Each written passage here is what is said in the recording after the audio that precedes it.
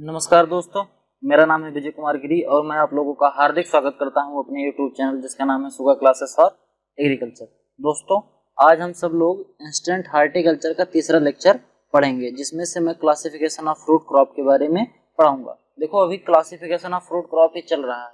अभी तक मैंने बोटेनिकल क्लासिफिकेशन बताया था और उसके अलावा भी कुछ क्लासिफिकेशन के बारे में बताया था based on botanical classification, based on their climatic या नॉन क्लाइमेटिक फ्रूट है, ऐसे ऐसे चीज़ों के बारे में मैंने बता दिया था। अब आज हम आगे और दूसरे प्रकार के जो क्लाइमेटिक और जो दूसरे प्रकार के क्लासिफिकेशन है फ्रूट क्रॉप के, उनके बारे में पढ़ेंगे। तो चलिए शुरू करते हैं। देखो, सबसे पहले आज क्या पढ़ेंगे? Self incompatibility. सेल्फ इनकम्पेटिबिलिटी होती क्या है? Self incompatibility is a mechanism that prevent pollen from one flower from fertilising other flower of the same plant. देखो, सेल्फ इनकम्पेटिबिलिटी क्या होती है? एक ऐसा मैकेनिज्म होता है जो एक ही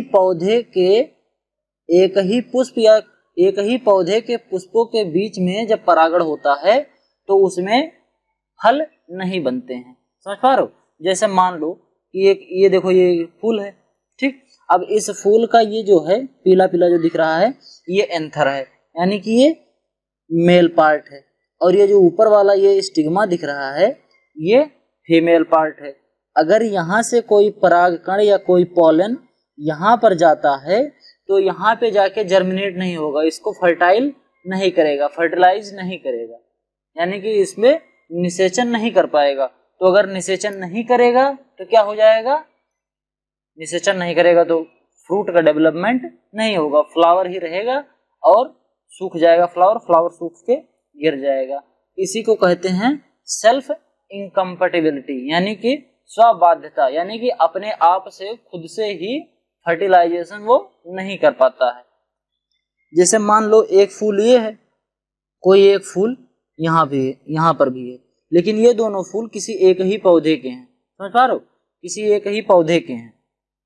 एक ही पौधे में दो प्रकार के फूल लगे हैं, लेकिन जब यहाँ का पॉलन इसके स्टिग्मा पर जाता है तो भी ये यहाँ पर फर्टिलाइजेशन नहीं कर पाता है, यानी कि फ्रूट का डेवलपमेंट नहीं कर पाता है। तो इसको भी हम क्या बोलेंगे? Self incompatibility. ध्यान से पढ़ो एक बार, अभी और क्लियर हो जाएगा। Self incompatibility is a mechanism that prevent pollen from one flower from fertilising other flower of the same plant. चाहे वही उसी पौधे का, उसी फूल का पॉलन उसके स्टिग्मा पर जाए तब भी वो फर्टिलाइजेशन नहीं कर पाएगा। अगर उसी पौधे पर कोई दो फ्लावर हैं, उनके स्टिग्मा आपस में एक दूसरे के पास जा रहे हैं फर्टिलाइजेशन करने, तो भी वो फर्टिलाइजेशन नहीं कर पाएंगे, फ्रूट का डेवलपमेंट नहीं कर पाएंगे। तो इसको हम क्या बोलते हैं? Self incompatibility. ये कई प्रकार के फ्रूट में पाई जाती है, जो उसके एग्जाम्पल के रूप में हम देखते हैं। लेकिन उससे पहले हम जान लेते हैं कि सेल्फ इनकम्पेटिबिलिटी कितने प्रकार की होती है। तो सेल्फ इनकम्पेटिबिलिटी दो प्रकार की होती है, जिसमें से पहला क्या है? हेट्रोमॉर्फिक। देखो, नाम से ही पता चल रहा है हेट्रोमॉर्फिक। हेट्रो मतलब अलग अलग और मॉर्फिक मतलब मॉर्फोलॉजी, यानी कि फूल देखने में अलग अलग होंगे। एक ही पौधे के फूल होंगे लेकिन वो देखने में अलग अलग होंगे। जैसे कद्दू का जो फूल होता है, कद्दू का फूल देखे हो? कद्दू के फैल में मेल एक तरफ होता है और फीमेल एक तरफ होता है। समझ पा रहे हो? मेल फ्लावर दूसरे टाइप का होता है, फीमेल फ्लावर दूसरे टाइप का होता है। तो इस प्रकार के फ्लावर को हम क्या कहते हैं? हेट्रोमॉर्फिक फ्लावर कहते हैं। अब एग्जाम्पल के रूप में इसका डिफिनेशन देखते हैं, क्या लिखा है? In this type of incompatibility some same species produce more than one morphological type of flower. For example, relative length of style and stamen in the flower of the same species. देखो, heteromorphic का सबसे अच्छा example क्या है? इसमें देखो, जो ये स्टिग्मा दिख रहा है, यानी कि फीमेल पार्ट, यानी कि मादा भाग जो है इसमें बड़ा है, और ये जो पुरुष वाला भाग है ये देखो छोटा है। जो पीला पीला एंथर दिख रहा है, ये जो मेल पार्ट है ये छोटा है और फीमेल पार्ट बड़ा है। इस फ्रूट, इस फ्लावर में, इस वाले में, इसको पिन टाइप फ्लावर बोल रहे हैं। और इसमें दूसरे में देखो, इसमें मेल पार्ट बड़ा बड़ा हो गया है। एक ही प्रजाति का है। जैसे मान लो कि अगर ये कद्दू का है तो दोनों कद्दू के ही हैं, अगर दोनों बैगन के हैं तो दोनों बैगन के ही ये फ्लावर हैं, लेकिन उनकी मार्फोलॉजी अलग अलग हो गई है। इसमें ये बड़ा हो गया है और ये वाला छोटा हो गया है। इसमें इसका मेल पार्ट यानी कि एंथर बड़ा हो गया है और स्टिग्मा और स्टाइल छोटा हो गया है। देखो स्टिग्मा और स्टाइल क्या होता है, ये ऊपर वाला जो ये भाग होता है, ये वाला भाग, इसको हम बोलते हैं स्टिग्मा। और ये जो सफेद सफेद ये बड़ा सा दिख रहा है, इसको हम क्या बोलते हैं, स्टाइल। अब इसको याद कैसे करोगे कि स्टाइल कौन सा होता है और स्टिग्मा कैसा होता है। इसको ऐसे याद करोगे कि स्टिग्मा जो होता है ये ऊपरी पार्ट होता है, ये वाला, और स्टाइल जो होता है ये नीचे वाला ये पार्ट होता है। समझ गए। तो ये हो गया हेट्रोमॉर्फिक टाइप इनकम्पेटिबिलिटी, यानी कि जो फ्लावर है इनकी मॉर्फोलॉजी दोनों की अलग अलग होगी, तब उसमें सेल्फ इनकम्पेटिबिलिटी हो जाएगी। देखो कैसे, अगर मान लो यहाँ का एंथर इसके ऊपर जाके पॉलिनेशन करना चाहे तो नीचे से ऊपर जा पाएगा, नीचे से ऊपर जा पाएगा। जैसे ऐसे समझ लो कि एक छोटी प्रजाति की एक बड़ी प्रजाति की एक गाय हो, ठीक, इतनी लंबी चौड़ी गाय की लंबाई यहाँ तक हो, और एक हम जो बछड़ा ला रहे हैं वो बछड़े की हाइट यहाँ तक है। तो अगर हम इन दोनों का फर्टिलाइजेशन चाहे करा पाएं तो करा पाएंगे नहीं, क्योंकि ये छोटा पड़ जाएगा तो कर नहीं पाएगा। समझ पा रहे हो, फर्टिलाइजेशन नहीं कर पाएगा। वही हिसाब किताब यहाँ पर भी है। तो सेल्फ पॉलिनेशन होगा नहीं तो सेल्फ इनकम्पेटिबिलिटी इसमें पाई जाएगी। समझ गए। लेकिन ये जो होता है ये फ्रूट में नहीं पाया जाता है। हेट्रोमॉर्फिक टाइप की सेल्फ इनकम्पेटिबिलिटी फ्रूट में नहीं पाई जाती है। हेट्रो मतलब अलग अलग, मॉर्फिक मतलब मॉर्फोलॉजिकल, यानी कि मॉर्फोलॉजिकल देखने में, ठीक, देखने में दो फूल अलग अलग हों, एक ही पौधे के फूल रहेंगे लेकिन अलग अलग प्रकार के उनके अंदर संरचना रहेगी। अब अगला क्या है, होमोमॉर्फिक टाइप की। अब होमोमॉर्फिक टाइप की जो इनकम्पेटिबिलिटी होती है ये दो तरीके की होती है, एक गैमेटोफिटिक होती है, एक स्पोरोफिटिक होती है। इसमें क्या होता है, होमोमॉर्फिक जो होते हैं इनकी मॉर्फोलॉजी जो होती है वो एक ही जैसी होती है। जितने फूल रहेंगे सबकी मॉर्फोलॉजी एक ही प्रकार की होगी, तो इसीलिए होमोमॉर्फिक कहते हैं। लेकिन फिर भी इसमें सेल्फ इनकम्पेटिबिलिटी पाई जाती है। जैसे उसमें मान लो हेट्रोमॉर्फिक था, एक छोटा था एक बड़ा था, इसलिए उसमें सेल्फ पॉलिनेशन नहीं हो पा रहा था, तो इसीलिए वो सेल्फ इनकम्पेटिबल था। यानी कि स्वबाध्य निषेचन ऐसे कुछ शब्द होता है, इनको याद नहीं है, स्वबाध्य निषेचता ऐसे कुछ शब्द होता है, सेल्फ इनकम्पेटिबिलिटी को कहते हैं। तो उसमें तो इसकी जो लेंथ थी वो ऊपर नीचे हो जाने की वजह से इसमें नहीं हो पा रहा था, इसलिए वो सेल्फ इनकम्पेटिबल था। इसमें मार्फोलॉजी भी सेम है, तो मार्फोलॉजी सेम है तब इसमें सेल्फ इनकम्पेटिबिलिटी क्यों हो रही है। उसमें तभी इस तरीके से होती है, एक तो सोमैटिक प्रकार से होती है और दूसरा गैमेटोफिटिक, तो सॉरी, एक तो स्पोरोफिटिक और दूसरा गैमेटोफिटिक। तो अब स्पोरोफिटिक क्या होता है, स्पोरोफिटिक सेल्फ इनकम्पेटिबिलिटी, ये जो होता है the most common type of sporophytic self incompatibility in which the secretion of the stigmatic tissue और the transmitting tissue prevent the germination of growth of incompatible pollen। देखो ऐसे समझो कि ये मान लो ये क्या है, एक सेकंड,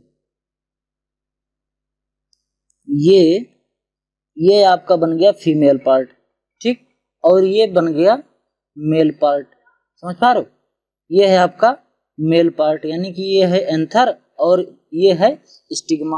अब यहाँ से कोई एंथर अगर उड़ जाए और उड़ के यहाँ पहुँच जाए या किसी कीट के द्वारा यहाँ पहुँच जाए तो यहाँ पहुँचेगा, फिर यहाँ से जर्मिनेट होकर जब इसके अंदर पहुँचेगा, अंदर यहाँ आएगा, तभी तो वो फर्टिलाइजेशन कर पाएगा। यहाँ पर आके एग से मिलेगा तभी तो फर्टिलाइजेशन होगा।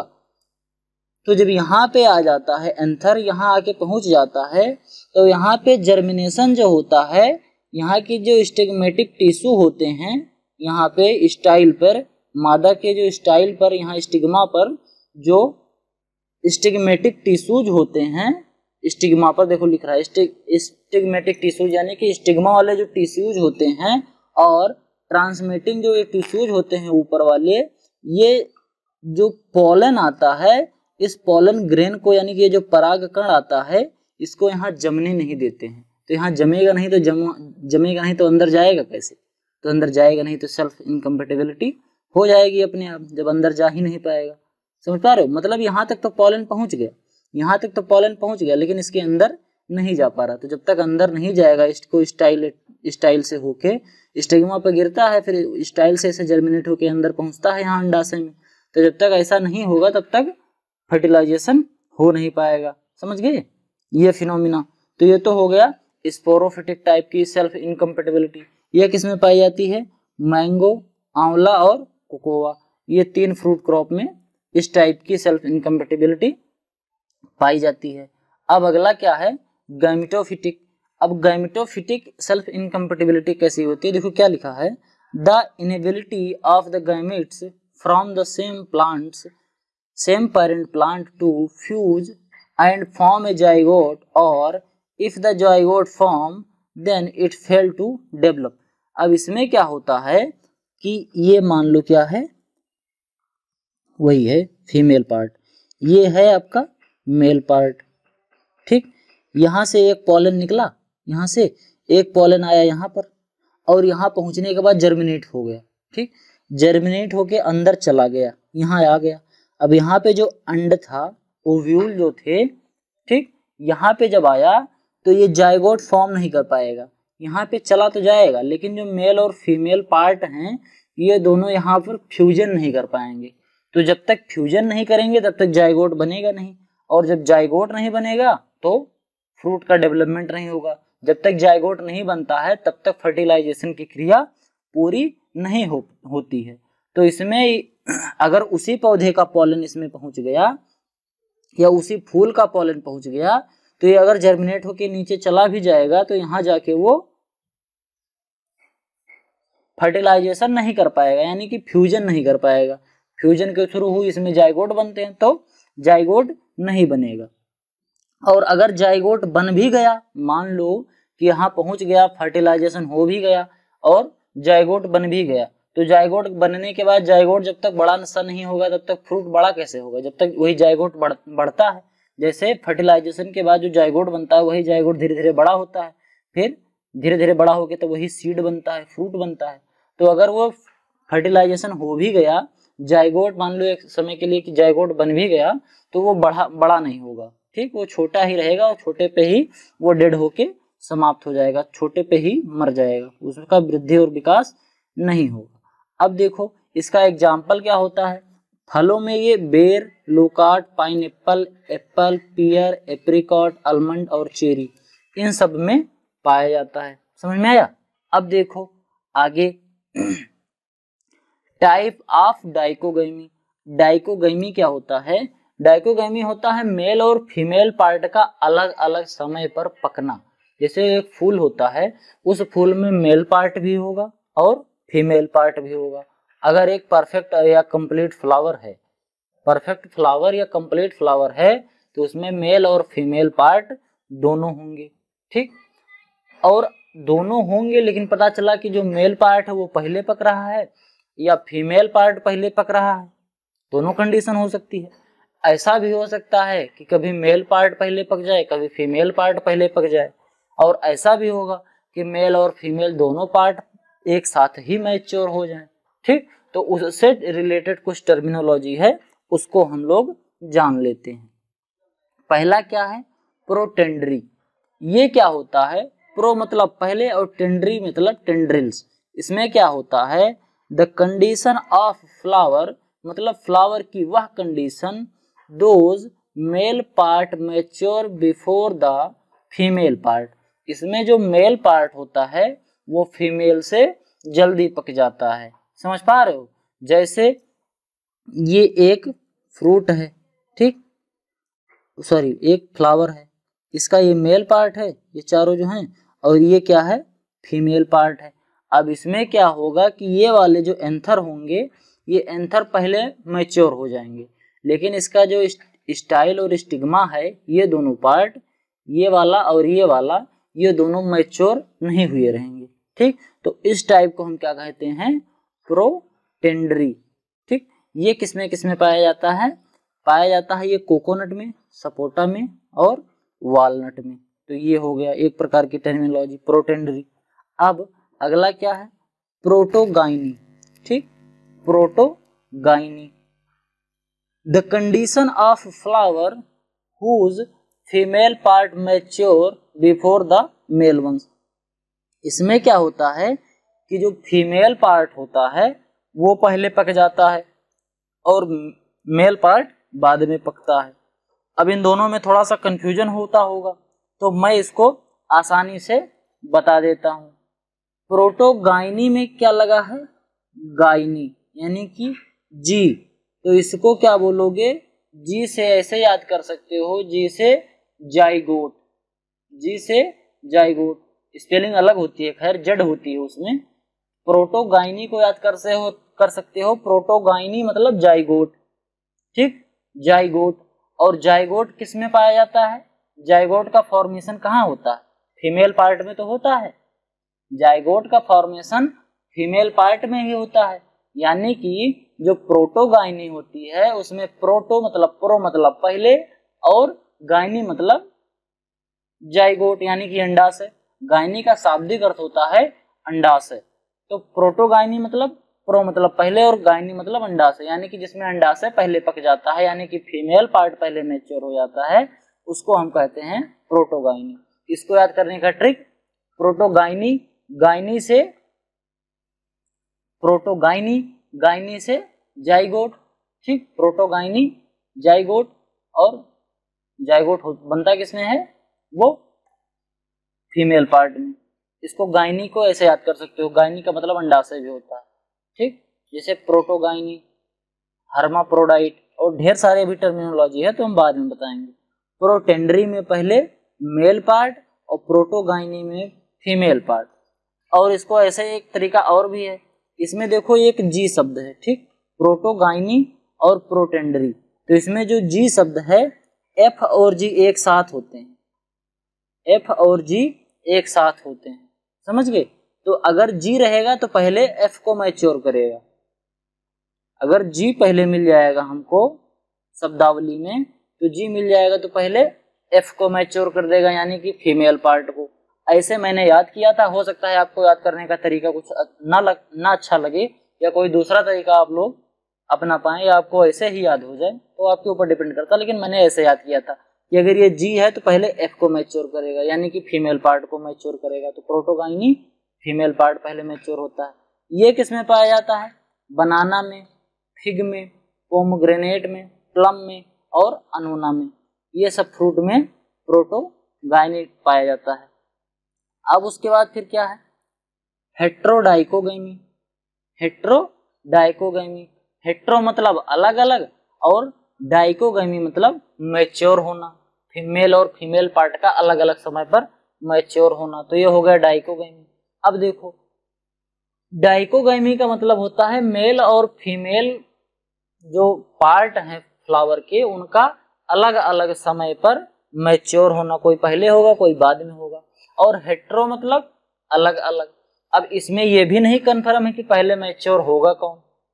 जैसे मान लो कि कोई एक पौधा है, उस पौधे में बहुत ढेर सारे फ्लावर लगे हैं, तो एक फ्लावर जो है उसी पौधे का, एक फ्लावर में पहले फीमेल पार्ट हो गया मैच्योर, और उसी फ्लावर में उसी पौधे में किसी दूसरे फ्लावर पे फीमेल पार्ट हो गया, कहीं मेल पहले पक रहा है, कहीं फीमेल पहले पक जा रहा है। तो कोई कंफर्म ही नहीं है कि पहले मेल पकेगा कि पहले फीमेल पकेगा। 50-50% की पॉसिबिलिटी होती है, हो सकता है पहले फीमेल पक जाए, हो सकता है पहले मेल पक जाए। तो इसमें क्या होता है, इसको क्या कहते हैं, हेट्रोडाइकोगैमी। इसमें कभी प्रोटेंडरी भी पाई जाती है, कभी प्रोटोगाइनी पाई जा सकती है, इसीलिए इसको क्या कहते हैं, हेट्रोडाइकोगैमी, यानी कि दोनों में से कोई भी हो सकता है, कुछ अभी पता नहीं है। समझ गए। देखो कह क्या रहा है heterodichogamy is defined as the process of two flower morphs that exhibit male and female function at different time among individual within a population. It differ from normal dichogamy in what it involve two mating type, protogyny or protandry. It's occur 1:1 ratio in A population, यानी कि 50-50 के ratio में होता है 1:1 को, यानी 50% की possibility है कि इसमें प्रोटोगाइनी टाइप पाया जाए, यानी कि पहले फीमेल पार्ट मैच्योर हो जाए, और 50% की ये पॉसिबिलिटी होती है कि उसमें प्रोटेंडरी पाया जाए, यानी कि पहले मेल पार्ट मैच्योर हो जाए। तो ये हो गया हेट्रोडाइकोगैमी। प्रोटेंडरी का है, इसमें जितने भी फ्लावर रहेंगे उस पेड़ के, जितने भी, जैसे मान लो कोकोनट है तो कोकोनट के जितने फ्लावर रहेंगे पूरी दुनिया में, वो उसमें अगर पहले मैच्योर होगा तो मेल पार्ट ही मैच्योर होगा। और प्रोटोगाइनी, पूरी दुनिया में जितने भी प्रोटोगाइनी टाइप के फ्लावर हैं, यानी कि बनाना मान लो, पूरी दुनिया में जितने भी बनाना के प्लांट हैं उसमें सबसे पहले फीमेल पार्ट जो है वो मैच्योर होगा। लेकिन ये जो पिस्ताचियो नट और पीनट है, इन दोनों में ऐसा नहीं है। इसमें हो सकता है कि पहले मेल पार्ट कभी मैच्योर हो और कभी फीमेल पार्ट कभी पहले मैच्योर हो जाए, कभी ये पहले मैच्योर कभी वो पहले मैच्योर, तो ये सिस्टम चलता रहता है। इसीलिए इसको कहते हैं हेट्रोडाइकोगैमी। हेट्रोडाइकोगैमी पाया किस में जाता है? पिस्ताचियो नट में पाया जाता है और पीनट में पाया जाता है। अब देखो अगला क्या है, हेट्रोस्टाइली, यानी कि उनका जो स्टाइलेट होता है ये अलग अलग टाइप का होता है, तो इसको कहते हैं हेट्रोस्टाइली। स्टाइलेट समझते हो, वही मेल जो फीमेल पार्ट होता है ये स्टिग्मा हो गया, और ये नीचे वाला स्टाइलेट हो गया, ये अंडाशय हो गया, तो ये जो है वो स्टाइल होता है, इसी को स्टाइली भी कहते हैं। तो हेट्रोस्टाइली यानी कि उनका स्टाइल अलग अलग होता है। ये किस में पाया जाता है? सपोटा में, एप्रिकॉट में, लीची में, पोमग्रेनेट में, आलमंड में, कैरम्बोला में, लीची में, इन सब में क्या पाया जाता है? हेट्रोस्टाइली पाया जाता है। फिर अगला क्या है? Type of pollination. अब जो टाइप ऑफ पॉलिनेशन है ये 3 प्रकार का होता तो मुख्यतः 2 प्रकार के हैं। ये कितने प्रकार के होते हैं? 2 प्रकार के होते हैं, ठीक। लेकिन जो एक प्रकार है उसमें 2 प्रकार के हैं। देखो ऐसे समझो, पहला तो है एक ही पौधे के पोलन, एक ही फूल के पोलन आपस में इधर उधर चले जाएं मेल और फीमेल में। जैसे ए वाले में देख रहे हो, ए में हो रहा है ऐसे, ए वाला देखो पॉलिनेशन जो हो रहा है, उसी पौधे का, उसी फूल का एंथर निकल रहा है और उसी पौधे के स्टिग्मा पे जा रहा है, तो इसको हम क्या कहेंगे? Self pollination. ये देखो एक ही पौधे से यहाँ से एंथर निकल रहा है, यहाँ पर चला जा रहा है, तो इसको हम क्या कहते हैं? Self pollination. और ये भी जो है ये भी एक सेल्फ पॉलिनेशन ही है, लेकिन इसको गिटानोगैमस पॉलिनेशन कहते हैं। इसमें क्या होता है, किसी एक पौधा, देखो पौधा तो एक ही है, यही वाला पौधा है, इसी पौधे पे ये फूल भी लगा है, इसी पौधे पे ये फूल भी लगा है, लेकिन यहाँ का एंथर निकल रहा है और यहाँ आके इस फूल पर पॉलिनेशन कर रहा है, तो इसको हम क्या कहते हैं? गिटानोगैमस पॉलिनेशन। उसके बाद दूसरा प्रकार का जो है पॉलिनेशन वो है क्रॉस पॉलिनेशन। 2 ही प्रकार के होते हैं, एक सेल्फ होता है, एक क्रॉस होता है। जो ये गिटानोगैमस पॉलिनेशन है इसको सेल्फ पॉलिनेशन ही कहते हैं, लेकिन अगर थोड़ा अंदर से पढ़ेंगे तो हम इसको गिटानोगैमस भी बोल देते हैं। उसके बाद क्रॉस पॉलिनेशन, इसमें देखो एक पौधा ये है और ये पौधा है, ये दूसरा पौधा है, ये दूसरा पौधा है, इसमें का जो एंथर है, यहाँ का एंथर इसके स्टिग्मा पर जाके जर्मिनेट हो रहा है, यहाँ फर्टिलाइजेशन कर रहा है। तो एंथर का एक पौधे से दूसरे पौधे के फ्लावर पर जाना और वहां पर पॉलिनेशन करना ही क्या कहलाता है? Cross pollination. जैसे इसमें देखो यहाँ से इस पौधे में जा रहा है सी वाला, तो ये क्रॉस पॉलिनेशन हो गया। ये जो बी वाला दिख रहा है, बी वाला ये गिटानोगैमस पॉलिनेशन है। ए वाला जो दिख रहा है वो सेल्फ पॉलिनेशन है। अब देखो जो ये सेल्फ इनकम्पेटिबिलिटी होती है, मतलब कि अपने आप को हम निषेचित नहीं कर पाएंगे, तो ये किसको प्रमोट करता है? अगर अपने आप से निषेचन नहीं होगा तो किससे होगा?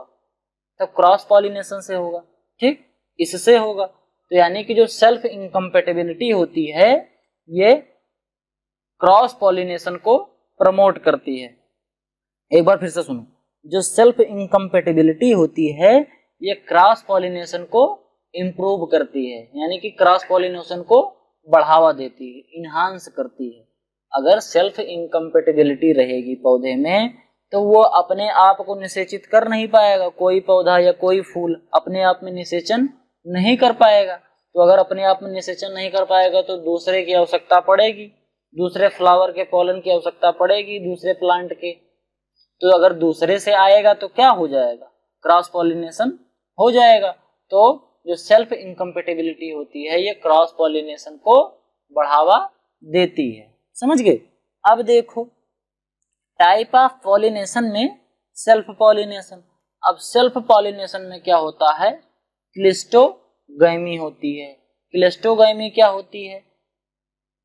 Cleistogamy is a type of automatic self-pollination of certain plant that can propagate by using non-opening self-pollinating flower। अब ये जो क्लिस्टोगैमी है ये सेल्फ पॉलिनेशन को प्रमोट करता है, यानी कि अगर किसी फूल में क्लिस्टोगैमी पाई जा रही है तो उसमें सेल्फ पॉलिनेशन होगा। कैसे? क्लिस्टोगैमी पहले जान लो, क्लिस्टोगैमी होता क्या है। ये क्या है, ये आपका है मेल पार्ट और ये बगल बगल में ये है, सॉरी ये है आपका फीमेल पार्ट और ये जो निकले हैं ये हैं मेल पार्ट, यानी कि ये मादा है और ये पुरुष है, यानी कि ये मेल पार्ट है और ये फीमेल पार्ट है। अब इधर ये मेल और फीमेल हो गया, यानी कि स्टिग्मा और पॉलन हो गया। अब बगल बगल में देखते हो फूल के बगल बगल में ऐसे पत्तियां होती हैं, ऐसे अगर ये पत्तियां ऐसे बड़ी बड़ी रहें, ऐसे ढके रहें, फूल को ऐसे ढके रहें, ये बाहर ना हो, ये बाहर दोनों चीजें ना हो, एक ही में अंदर ऐसे पड़ी रहें। इधर से देखो पत्ती ने इधर से ढक लिया है, इधर से भी पत्तियों ने ढक लिया, ऐसे पत्तियां चारों तरफ से इसको ढक लेती हैं। तो पत्तियां ढक लेंगी तो क्या बाहर का पॉलन आ पाएगा? बाहर का कोई परागकण किसी दूसरे पौधे का, किसी दूसरे फूल का आ पाएगा? यहाँ नहीं आ पाएगा। तो नहीं आ पाएगा तो एक ही बात है कि यहाँ से यहाँ ही केवल पॉलिनेशन होगा, यहाँ का एंथर यहाँ जाके पॉलिनेशन कराएगा। तो इस प्रकार की प्रक्रिया को क्या कहते हैं? Cleistogamy. Non opening, non opening मतलब ये जो बाहर वाले ये जो है इसके पत्तियां जो फ्लावर की होती हैं जिसको हम दल बोलते हैं, दल बोलते हैं, हाँ एक दल होता है एक बाह्य दल होता है। तो ये इसका जो दल होता है ये बाहर जो लाल पीला गुलाबी नीला हरा ऐसे देखो अच्छे अच्छे कलर का होता है ना ये फूल में, वही जो होता है खूब कोमल कोमल टाइप का, वही ये अगर बंद रहेगा ऐसे तो बंद रहेगा तो ये क्लिस्टोगैमी वाला काम होगा, यानी कि सेल्फ पॉलिनेशन होगा। तो क्लिस्टोगैमी किसको बढ़ावा देती है? सेल्फ पॉलिनेशन को। समझ गए? क्लिस्टोगैमी जो होती है ये सेल्फ पॉलिनेशन को बढ़ावा देती है और सेल्फ इनकम्पेटिबिलिटी जो होती है वो क्रॉस पॉलिनेशन को बढ़ावा देती है। ये कॉन्सेप्चुअल चीजें हैं, बार बार आप ध्यान से पढ़िएगा, कई बार आप रिपीट से देखेंगे तो आपको कायदे से तैयार हो जाएगा।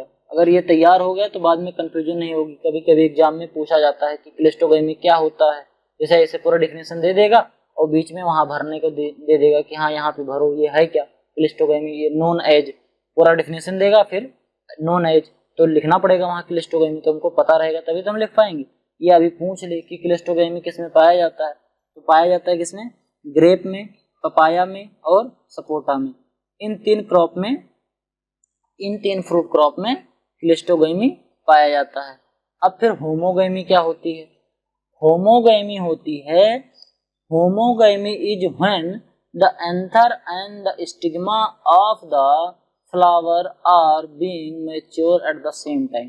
होमोगैमी ऐसी कंडीशन होती है जब किसी फ्लावर का मेल और फीमेल पार्ट एक ही समय पर मैच्योर हो जाए, यानी कि दोनों साथ साथ, मेल और फीमेल दोनों साथ साथ मैच्योर हो।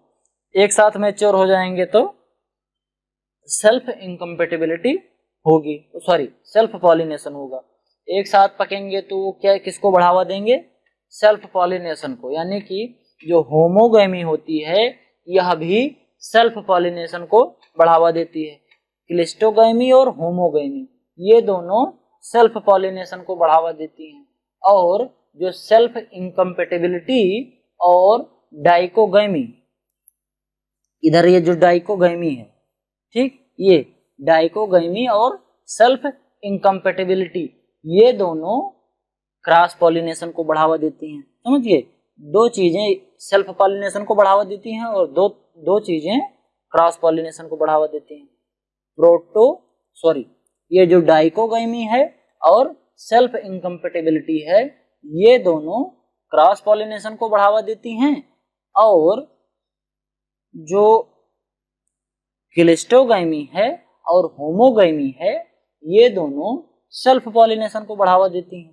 अब होमोगैमी देखो पाया किसमें जाता है, एप्रिकॉट में, सिट्रस में, ड्वार्फ कोकोनट में, पीच में और फाल्सा में। इन सब में क्या पाया जाता है, होमोगैमी पाया जाता है। अब क्रॉस पॉलिनेशन देखो किसमें किसमें पाया जाता है। क्रॉस पॉलिनेशन पाया जाता है पपाया में, डेट पाम में, कीवी फ्रूट में,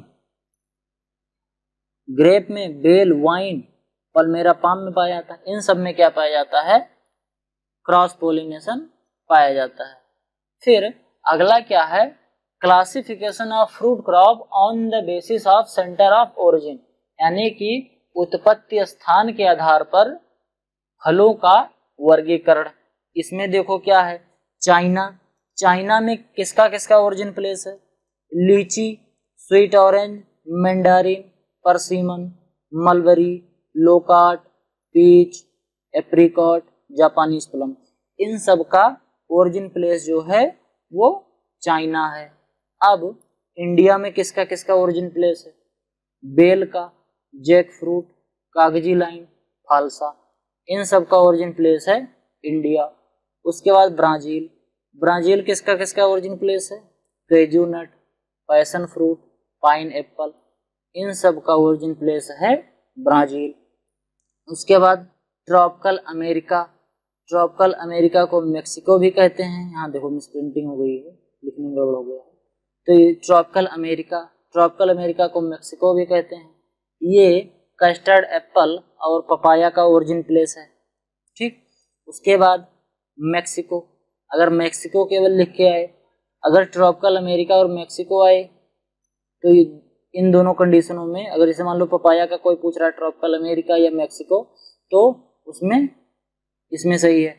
ट्रॉपिकल अमेरिका एक बड़ा सा पार्ट है, जैसे मान लो इतना बड़ा सा पार्ट ट्रॉपिकल अमेरिका है और उसके अंदर यहाँ पे एक मेक्सिको है, छोटा सा पार्ट है। तो अगर हमको एग्जैक्ट लोकेशन पता है तो हम मेक्सिको बोलते हैं, जैसे हमें सपोटा का और अवोकाडो का पता है ज़्यादा कंफर्म कि हाँ ये मेक्सिको में ही हुआ है। और ट्रॉपिकल अमेरिका में जो ये कस्टर्ड एप्पल और पपाया है, इनका बहुत कंफर्म नहीं पता है कि मेक्सिको में हुआ है कि नहीं, तो इसीलिए हम इस पूरे बड़े से क्षेत्र को बोल देते हैं कि ट्रॉपिकल अमेरिका में ही है। ट्रॉपिकल अमेरिका या मेक्सिको में किसका है, कस्टर्ड एप्पल और पपाया का है, और मेक्सिको में सपोटा और अवोकाडो का है। उसके बाद पेरू, गुआवा का ओरिजिन प्लेस है। साउथ ईस्ट एशिया किसका किसका ओरिजिन प्लेस है, बनाना का, कोकोनट, पिमेलो, क्वींस और लेमन, इन सब का है साउथ ईस्ट एशिया। अब वेस्ट एशिया यानी कि इराक में किसका किसका है, डेट पाम यानी कि खजूर और फिग, ये इन दोनों फलों का जो ओरिजिन प्लेस है वो वेस्ट एशिया यानी कि इराक है। अफगानिस्तान आलमंड का ओरिजिन प्लेस है। ईरान पोमोग्रेनेट का ओरिजिन प्लेस है। उसके बाद इंडो चाइना यानी कि इंडिया और चाइना दोनों को मिलाकर वालनट और अमेरिका, इनका ओरिजिन प्लेस इंडो चाइना है। उसके बाद इंडो मलाया यानी कि इंडिया और मलेशिया, इनका क्या क्या है, कैरम्बोला और जामुन। जामुन का कहीं कहीं इंडिया भी मिल जाता है, लेकिन इंडो मलाया सही है। अगर मलेशिया भी आ जाए तो वो भी सही है, और इंडिया आ जाए तो ये भी सही है। इंडो मलाया एक रीजन होता है, वहाँ पे है इसका। और उसके बाद इंडो बर्मा यानी कि इंडिया और बर्मा यानी म्यांमार। इंडिया और म्यांमार इतना बड़ा क्षेत्र जो है वो मैंगो का माना जाता है। कहीं कहीं पे आपको मिल जाएगा कि मैंगो का ओरिजिन प्लेस इंडिया है, लेकिन इंडो बर्मा भी आप कह सकते हैं, समझ गए। अब black to Caspian sea, mango का और ग्रेप का ब्लैक टू कैस्पियन सी है। इसमें, लेकिन ये जो मैंगो लिखा है ये बहुत ज़्यादा करेक्ट यहाँ पर नहीं माना जाएगा। अगर मान लो इंडो बर्मा ऑप्शन में आए और इंडिया आए, इंडिया, इंडो बर्मा और ब्लैक टू कैस्पियन सी, ये तीनों ऑप्शन आए तो सबसे पहले आप इंडिया लगाएंगे, और अगर इंडिया नहीं रहेगा तो इंडो बर्मा लगाएंगे, और अगर इंडो बर्मा भी नहीं रहेगा तब ब्लैक टू कैस्पियन सी आप लगा सकते हैं। अब देखो यूएसए, यूएसए किसका है, यानी कि अमेरिका, ये किसका है, पीनट का, सॉरी पीकन नट का। Asia Minor to western Himalaya, Asia Minor to western Himalaya, ये किसका है, ये है एप्पल का origin place. Man made hybrid कौन सा है, स्ट्रॉबेरी और एटिमोया, ये दोनों मैन मेड हाइब्रिड हैं, यानी कि कोई दो फ्रूट थे, उन दोनों फ्रूट में आपस में पॉलिनेशन करके बनाया गया है। जैसे मान लो जामुन और अमरूद का भी पॉलिनेशन करा दें और कोई एक दूसरे टाइप का फ्रूट बना दें। जैसे मान लो कि नींबू का और संतरे का पॉलिनेशन कराएं और कोई दूसरे प्रजाति का एक फ्रूट बना दें, तो उसको हम मैन मेड हाइब्रिड कहेंगे, यानी कि आदमी के द्वारा बनाया गया हाइब्रिड। वो कौन कौन सा है, एक तो है स्ट्रॉबेरी, दूसरा है एटिमोया। अब यूरोप, यूरोप है पियर का, पियर का ओरिजिन प्लेस यूरोप है। जापान है ओरिजिन प्लेस प्लम का। अब acid present in fruit crop, यानी कि classification of fruit crop on the basis of acid present in fruit crop, ठीक, यानी कि फ्रूट क्रॉप का क्लासिफिकेशन यानी वर्गीकरण, फलों का वर्गीकरण उनमें उपस्थित अम्ल के आधार पर। अब देखो इसमें क्या है, साइट्रिक एसिड, साइट्रिक एसिड किसमें किसमें पाया जाता है, बेरीज में, यानी कि जितने भी बेरी प्रकार के फल हैं, इसको मैंने बता दिया है कि बेरी टाइप का फल कौन कौन सा होता है, उसको आप देख लीजिएगा। जैसे अंगूर, अंगूर हो गया, ठीक, वो अंगूर हो गया, अमरूद हो गया, जामुन हो गया, ये सब बेरी प्रकार के हैं। तो उसमें क्या पाया जाता है, साइट्रिक एसिड पाया जाएगा। सिट्रस में पाया ही जाएगा, सिट्रस साइट्रिक एसिड, नाम से ही पता चल रहा है।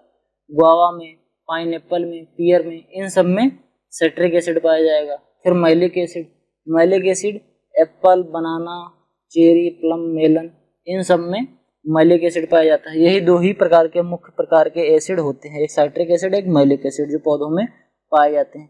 अब ग्रोथ कर्व, ग्रोथ कर्व पौधों में दो ही प्रकार के होता है, एक तो होता है डबल सिग्मोइड ग्रोथ कर्व, एक होता है ट्रिपल सिग्मोइड ग्रोथ कर्व। तो जो डबल सिग्मोइड ग्रोथ कर्व है वो सपोटा, सीडलेस बनाना, बेर, पपाया, गुआवा, फिग, ग्रेप और प्लम में पाया जाता है। Triple sigmoid growth curve kiwi fruit में पाया जाता है। अब इसको देखो, डबल सिग्मोइड ग्रोथ कर्व या ग्रोथ कर्व होता क्या है, इसको आसानी से समझो। थोड़ा सा ट्रिकी चीज है, लेकिन आप थोड़ा सा अगर मेहनत करेंगे तो आप समझ जाएंगे। देखो ये तो है फ्लावर, हमने बुआई की, आज यहाँ पे पौधे में फल निकल गया, यानी कि आज फल निकला, ठीक। अब 20 दिन जो पहले होंगे, फ्लावर लगने के 20 दिन, देखो धीरे धीरे बढ़ रहा है। इधर जो है वो डेट है, फ्लावरिंग के बाद का डेट, यानी फूल आने से बाद का दिन। और इधर क्या है, बेरी का साइज, यानी जब फ्लावरिंग हो जाएगा तो उसमें फ्रूट बनने लगेगा। तो जो फ्रूट का साइज है, इधर फ्रूट का साइज बढ़ रहा है, इधर डेट बढ़ रहा है। समझ पा रहे हो? अब ऐसे इसको समझो, ये जो है पहले स्टार्टिंग के 20 दिन देखो बहुत ज्यादा नहीं बढ़ा है। पहले स्टार्टिंग के 20 दिन बेरी का साइज बहुत हल्का सा बढ़ा है, लेकिन फिर 20 से 40 पे जाने के बाद इतना ढेर सारा बढ़ गया। पहले 20 दिन केवल थोड़ा सा बढ़ा था, देखो ध्यान से, केवल यहीं तक बढ़ा था, खूब थोड़ा सा यहीं तक आया था, लेकिन अगले 20 दिन जाने पर यहाँ तक पहुंच गया। और उसके बाद फिर ये अगले जब 20 दिन जाएंगे तो देखो खूब थोड़ा सा बढ़ रहा है, बहुत हल्का सा। समझ पा रहे हो? मतलब पहले वाले 20 दिन धीरे धीरे बढ़ा, फिर उसके बाद 20 से 40 दिन पौधे जो फल था उसका साइज बहुत तेजी से बढ़ा, उसके बाद जो 40 से 60 दिन पर फ्रूट का साइज धीरे धीरे बढ़ रहा था। फिर उसके बाद अब ये तो हो गया, पहुंच गया कहाँ, ये ग्रोथ कर रहा था, फल बढ़ रहा था। अब फल अपनी ये मैच्योरिटी पे पहुंच गया, अब इसमें राइपनिंग स्टार्ट होगी, यानी कि पकना स्टार्ट होगा। अब 60 से 80 दिन के आसपास में देखो केवल इतना ही बढ़ा है। इतना ही बढ़ा है मतलब अगर ऐसे में देखें, ऐसे में, तो खुद थोड़ा सा बढ़ पाया, यानी कि यहाँ से यहाँ तक देखो कितना कम बढ़ा है। 60 से 80 तक केवल इतना ही तो बढ़ पाया है। अब 80 से 100 के बीच में देख लो, यहाँ से लेके यहाँ तक बढ़ा है, इतना ढेर सारा बढ़ गया है, यहाँ तक इतना लंबा बढ़ा है, बेरी का साइज ज्यादा बढ़ रहा है। ठीक, अब यहाँ पर 100 से 120 में फिर धीरे धीरे बढ़ रहा है। अब इसको ऐसे समझो कि पहले क्या हुआ, स्टार्टिंग में जब आम जब छोटा सा होता है, जिसको टिकोरा बोलते हैं, तो वो पहले जल्दी जल्दी बढ़ता है, पहले खूब जल्दी जल्दी बढ़ेगा। उसके बाद एक समय आएगा धीरे धीरे बढ़ना शुरू करेगा, फिर एक समय धीरे धीरे पहले बढ़ेगा, फिर एक समय आएगा खूब तेजी से बढ़ना शुरू करेगा, फिर एक समय आएगा धीरे धीरे फिर बढ़ने लगेगा, फिर उसके बाद जब पकना शुरू होगा तो फिर धीरे धीरे पकेगा। उसके बाद पता चलेगा 2 ही 3 दिन में पूरा पक गया। 2 दिन पहले देखे तो ठीक से नहीं पका था, लेकिन 2 दिन बाद देखे तो एकदम बिल्कुल पक गया। उसके बाद उसके बाद जब थोड़ा सा पक जाएगा, उसके बाद फिर आगे फिर धीरे धीरे पकने लगेगा। तो डबल सिग्मॉइड ग्रोथ कर्व, यानी डबल सिग्मॉइड मतलब एस, डबल एस टाइप का ग्रोथ। एक बार तो यस देखो ये लिखा है, यस बन गया, एक तो यस ये हो गया, दूसरा यस ये हो गया, तो इसको क्या कहते हैं, डबल सिग्मॉइड ग्रोथ कर्व। अगर एक तीसरा एस ऐसे और भी बना हो तो उसको कहेंगे ट्रिपल सिग्मॉइड ग्रोथ कर्व। तो अधिकतर जो फ्रूट होते हैं उसमें डबल सिग्मॉइड ग्रोथ कर्व पाया जाएगा, और जो ट्रिपल सिग्मॉइड ग्रोथ कर्व है ये कीवी फ्रूट में पाया जाएगा। याद कर लीजिएगा, ये बहुत मोस्ट इंपॉर्टेंट क्वेश्चन है कि triple sigmoid growth curve is found in kiwi fruit. I hope कि आपको ये समझ में आ गया होगा। अब जैसे एग्जाम्पल के रूप में ऐसे आप देख सकते हैं कि जो बांस होता है, बांस देखे हो, बांस जब स्टार्टिंग में जमीन से उगना शुरू करता है, जब उसकी करेल निकलती है स्टार्टिंग में, तो एक एक दिन में 2-2 फुट 2.5 फुट बढ़ता है, 2-2 फुट 2.5 फुट। तो इसका मतलब उसको एक महीने में यानी 30 दिन में लगभग 60-70 फीट का हो जाना चाहिए एक महीने में। लेकिन क्या ऐसा होता है? नहीं।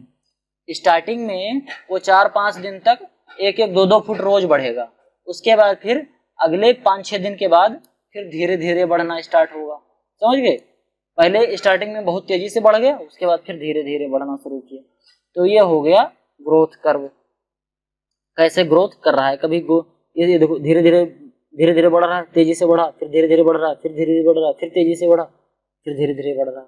तो ये डबल सिग्मॉइड ग्रोथ कर्व हो गया। ये जो फिगर है डबल सिग्मॉइड ग्रोथ कर्व है, पहला फेज और दूसरा phase. Triple sigmoid growth curve में इसी में एक और लगा दो, चाहे इधर लगा दो, चाहे उधर लगा दो, यहाँ लगा दो, चाहे, समझ गए? ट्रिपल सिग्मॉइड ग्रोथ कर्व हो गया। बस आज के लिए केवल इतना ही। Thank you for attending my class. If you like the video do not forget to subscribe my channel. अगर आपको मेरी वीडियो पसंद आई हो तो वीडियो को लाइक करें। आपके जो भी सुझाव हो वो कमेंट बॉक्स में जरूर टाइप करें। अगर आप इस चैनल पे नए हैं तो चैनल को सब्सक्राइब जरूर करें। मिलते हैं अगली वीडियो में, तब तक के लिए थैंक यू।